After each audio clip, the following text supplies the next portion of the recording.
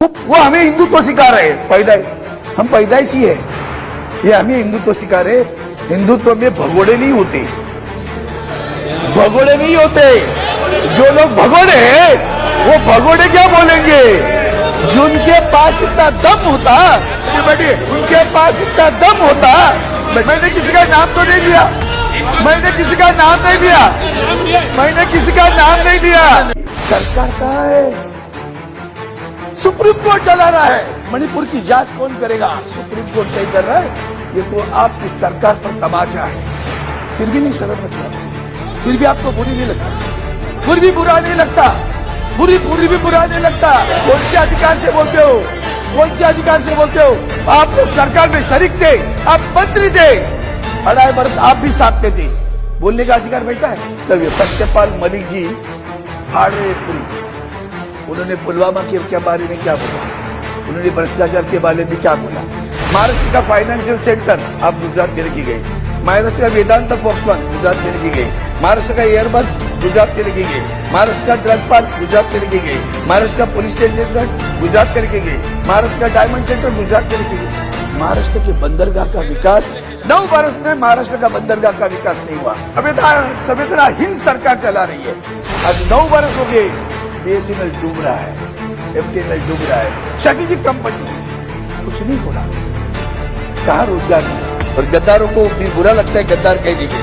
नफरत करने वालों के सीने में प्यार भर दो। तुम्हारा सोशल मीडिया रोजाना देखो सर। हमारे महाराष्ट्र के हमारे महाराष्ट्र के अध्यक्ष जी गाय काटती हुई बता रहे थे लोगों। गाय का काटी नॉर्थ ईस्ट में, बता रहे का कर्नाटक के चुनाव में। क्या चाहते हो? Thank you. नफरत करने वालों के सीने में प्यार भर दो। हम वो परवाह नहीं है, पत्थर को भी मुंह कर दो। यही हमारा इरादा है। दुर्भाग्यवश जिस गंभीरता से हमारे मित्र गोगोई जी ने इस प्रस्ताव को रखा, उसके बाद में जो भाषण में सुन रहा हूं, 1953 में क्या हुआ, 76 में क्या हुआ, पैदा भी नहीं हुआ था तू।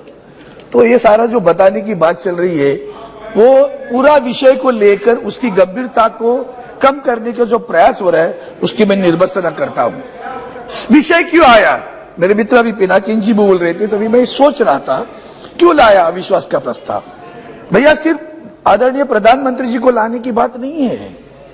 बात यह है कि जिस विषय को, मणिपुर के विषय में इतना बड़ा हिंसाचार हुआ, महिलाओं पे अत्याचार हुआ, केंद्र की सरकार 70 दिन चुप रही। अगर चुप न रहती तो विषय नहीं आता। चुप रही, आदरणीय सर्वोच्च न्यायालय ने तमाचा लगाया। If you are you going to act on it, should I intervene? तब जाकर मुंह खुला 36 सेकंड के लिए। ये गुस्सा है, ये बहुत दर्द है, हृदय विदीर्ण है। हम मणिपुर में जाकर आए हैं सर। और ऐसे विषय पर जब हम राजनीतिक बात करते हैं, हमारे पहले भी किसी पूर्वजों ने कहा, महाराष्ट्र की बात मैं भी करूंगा अभी, वो हमें हिंदुत्व सिखा रहे हैं। हम पैदाइशी है, ये हमें हिंदुत्व सिखा रहे। हिंदुत्व में भगोड़े नहीं होते, भगोड़े नहीं होते। जो लोग भगोड़े हैं वो भगोड़े क्या बोलेंगे? जिनके पास इतना दम होता, उनके पास इतना दम होता। मैंने किसी का नाम तो नहीं लिया, मैंने किसी का नाम नहीं लिया, मैंने किसी का नाम नहीं लिया। मैंने आप लोग बैठिए प्लीज, नाम नहीं लिया। बैठिए मैंने किसी को नाम नहीं लिया, मैंने किसी का नाम नहीं लिया। आप बोलिए, आप भगोड़े लोग आप हिम्मत होती, कह चुके हैं। अगर हिम्मत होती ना, प्लीज नो, अगर हिम्मत होती, जी आप बोलिए, अपनी बात पूरी कीजिए। मैं बोल रहा हूँ सर, जो हुआ हादसा हुआ, अगर हिम्मत थी तो क्या हिंदुत्व सिखाएंगे हमें? जिनको जो जन्म में आए यहाँ, इनको क्या मालूम है बाला साहब क्या थे? वंदनीय बाला साहब ने हिंदुत्व ये बताया, भैया मुझे मंदिर में घंटा बजाने वाला हिंदू नहीं चाहिए, आतंकवादियों को मारने वाला हिंदू चाहिए। यह विचारधारा उनकी। विचारधारा कुछ नहीं सर। आज मैं बताऊंगा इस सदन में सच्चाई क्या है। झूठे लोग सच बताने की कोशिश करते हैं, उस विषय पर मैं आऊंगा। और भी झूठे लोग झूठी बात करके सच्चाई छुपाने की बात करते। अब रही बात जो हुआ वह हादसा, सर महाराष्ट्र की बात आई, आपने कहा अविश्वास प्रस्ताव क्यों? मैं बताता हूं अविश्वास प्रस्ताव क्यों।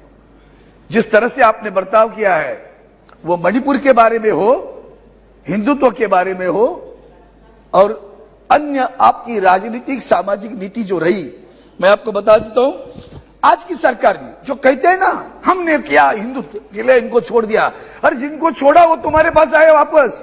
जिनका नाम लेकर आदरणीय प्रधानमंत्री जी ने कहा कि नेशनल एनसीपी पार्टी क्या है, नेचुरल करप्ट पार्टी, उन्होंने भरी सभा में, भरी रैली में कहा, 3 दिन में थे उस रैली में, आगे कहा 70,000 करोड़ का घोटाला हुआ, सिंचाई का घोटाला हुआ, बैंकों का घोटाला हुआ।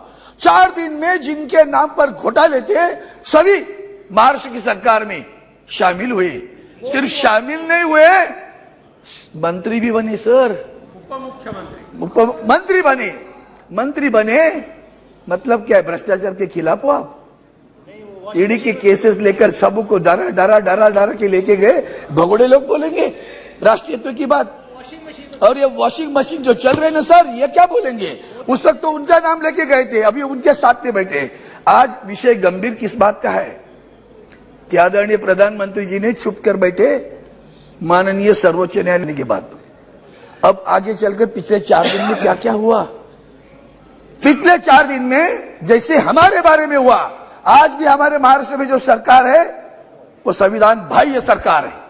माननीय सर्वोच्च न्यायालय ने न्याय दिया, कह दिया है सभी लोग अपात्र होंगे, मुख्यमंत्री से लेकर सभी का नाम लिया, ये सभी अपात्र होने वाले हैं। फिर भी मैं तो सुप्रीम कोर्ट का दायित्व, बोलो सुप्रीम कोर्ट से कि मैं पार्लियामेंट में बोल रहा हूं, सुप्रीम कोर्ट ने दायित्व, सुप्रीम कोर्ट ने निर्णय दिया, सदस्य पे कार्रवाई करने का निर्णय दिया। अब क्या बात करेंगे? अब यही बात कहता हूं, आगे चलकर सभापति चेयरमैन सर, सुप्रीम कोर्ट ने यहां भी कर दिया मणिपुर में। कल क्या निर्णय दिया पता है आपको?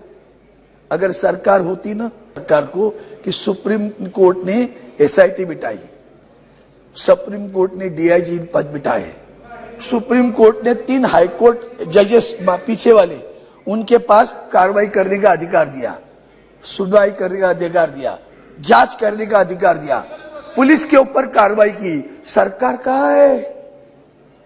सुप्रीम कोर्ट चला रहा है। मणिपुर की जांच कौन करेगा? सुप्रीम कोर्ट तय कर रहा है।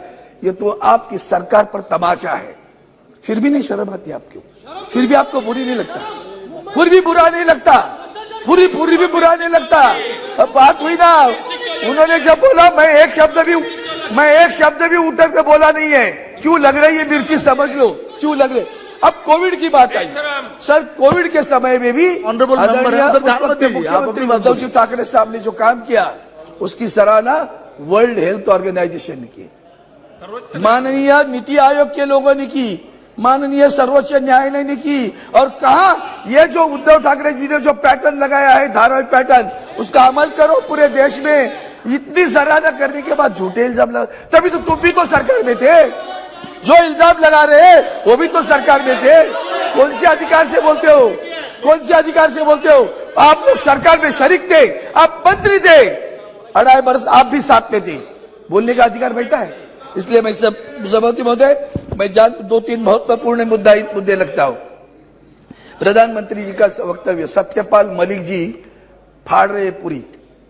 उन्होंने पुलवामा के बारे में क्या बोला, उन्होंने भ्रष्टाचार के बारे में क्या बोला, और 2-3 मुद्दे और भी। महाराष्ट्र को कितना आपने हैरान किया, क्यों हम विश्वास रखे? महाराष्ट्र का फाइनेंशियल सेंटर आप गुजरात में लिखी गई, महाराष्ट्र का वेदांता फॉक्सकॉन गुजरात में लिखी गई, महाराष्ट्र का एयरबस गुजरात में लिखी गई, महाराष्ट्र का ड्रग पार्क गुजरात में लिखी गई, महाराष्ट्र का पुलिस स्टेशन गुजरात में लिखी गई, महाराष्ट्र का डायमंड सेंटर गुजरात में लिखी गई। महाराष्ट्र के बंदरगाह का विकास 9 बरस में महाराष्ट्र का बंदरगाह का विकास नहीं हुआ। महाराष्ट्र के मिल वर्कर्स के बारे में जमीन पर कुछ करना है, कुछ नया प्रोजेक्ट, कुछ नहीं किया। उल्टा जब हमारे पास निसर्ग तख्ते का चक्रवात आया था तो आदरणीय प्रधानमंत्री जी वहां गुजरात में भी आया था, गुजरात में घूमे, उनका हेलीकॉप्टर आगे नहीं आया, पीछे गया वहां से। महाराष्ट्र के ऊपर ध्यान नहीं दिया, इतना सारा इल्जाम लगे। इसके बाद में हम बुलेट ट्रेन, हमारे यहाँ तो 10%, तो हमारे पास 70% पैसा बुलेट ट्रेन के लिए, सबकी गुजरात की सारा इस्तेमाल होना है। सभापति महोदय, महत्वपूर्ण विषय ऐसे है कि इसमें जो चीजें उन्होंने की है, खास करके एक मिनट, आपको बुरा लगना चाहिए था, किसानों का आंदोलन हुआ, 100 से ज्यादा लोग मर गए, बुरा नहीं लगा। आखिर में आदरणीय प्रधानमंत्री जी को कहना पड़ा, क्षमा मांगनी पड़ी, देश की क्षमा मांगता हूं और सारे बिल वापस लेता हूं। मरे कितने लोग, कुछ है उसकी परवाह? मॉनिटाइजेशन किया, कितने लोग मरे, है कुछ अश्रु ढाया? पुलवामा के लिए अश्रु ढाया? कभी नहीं अश्रु ढाया। यही तो दुख है, यही तो दर्द है। संवेदनाहीन सरकार चला रही है और इसलिए सभी सभापति महोदय, आज जो काम हो रहा है, यहाँ जो खास करके पब्लिक सेक्टर हमारे जो बेचे जा रहे हैं, बेरोजगारी है, महंगाई है, अभी तो सभी ने बोला तो मैं उससे ज्यादा नहीं बोलूंगा। पब्लिक सेक्टर में बीएसएनएल कहा गया, इनके ऊपर इल्जाम लगाते लगाते 2 बरस बिताए, आज 9 बरस हो गए, बीएसएनएल डूब रहा है, एमटीएनएल डूब रहा है, स्ट्रेटेजिक कंपनी है, कुछ नहीं हो रहा, कहां रोजगार मिला? और गद्दारों को फिर बुरा लगता है गद्दार कहने के। महिलाओं पे अत्याचार, पेंशन का विषय, और सभापति महोदय आखिर में इतना ही चाहता हूं, क्यों हम इकट्ठे आए हैं? हम इंडिया, हमारा इंडिया कहते हो तो बुरा लगता है, आप तो खेलो इंडिया कहते हो, बेचो इंडिया कहते हो, इसलिए इतना ही आखिर में एक वाक्य कहता हूं, नफरत करने वालों के सीने में प्यार भर दो। जी, तुम्हारा सोशल मीडिया रोजाना देखो सर, हमारे महाराष्ट्र के एक सेकंड, हमारे महाराष्ट्र के अध्यक्ष जी गाय काटती हुई बता रहे थे लोगों, गाय कहाँ काटी? नॉर्थ ईस्ट में, बता रहे का कर्नाटक के चुनाव में, क्या चाहते हो? Thank you. इसलिए नफरत करने वालों के सीने में प्यार भर दो, हम वो परवाह नहीं है, पत्थर को भी मुंह कर दो, यही हमारा इरादा है, इसलिए हम इकट्ठे आए। जय हिंद, जय हिंद। जी, वो तो आपको करना पड़ेगा। जी जी जी, प्लीज। अध्यक्ष महोदय, अविश्वास के प्रस्ताव पर इस सदन में काफी मान्यवर का